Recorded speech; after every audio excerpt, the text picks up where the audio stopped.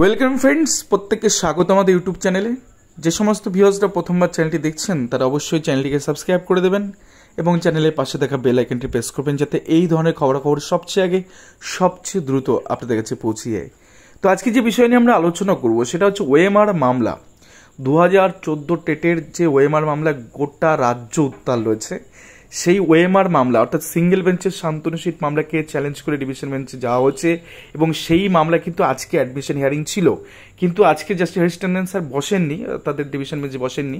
তো সেক্ষেত্রে সেই মামলা কিন্তু ডিভিশন বেঞ্চে আগামী সোমবার কিন্তু উঠতে চলেছে। আমরা গোটা সে বিষয়টা দেখবো এবং তার সাথে সাথে আরেকটি খবর যেটা আপনাদের দেবো, পিছিয়ে গেল 60,000 প্যানেল প্রকাশ মামলা সিরিয়াল নাম্বার। তো চলুন গোটা বিষয়টা আমরা দেখে নিই।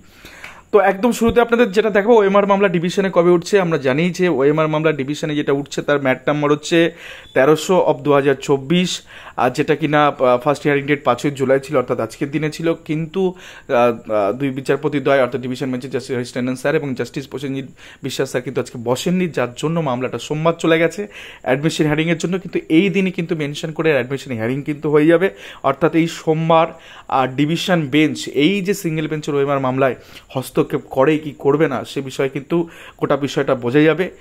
তো সেক্ষেত্রে সেখানে কি কি বিষয়গুলো উঠে আসে সে বিষয়ে আপনাদের ওয়াকিবল করব।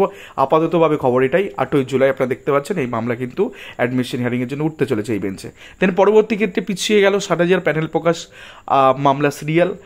তো এই যে জাস্টিস অমৃতা সিনহা রমেশ মল্লিক মামলার ক্ষেত্রে যে অর্ডার দিয়েছিলেন যে প্যানেল প্রোডাকশন করতে হবে তার বেঞ্চে, তো সেই মামলা কিন্তু হিয়ারিং কিন্তু এই মাসের একদম লাস্টে রয়েছে।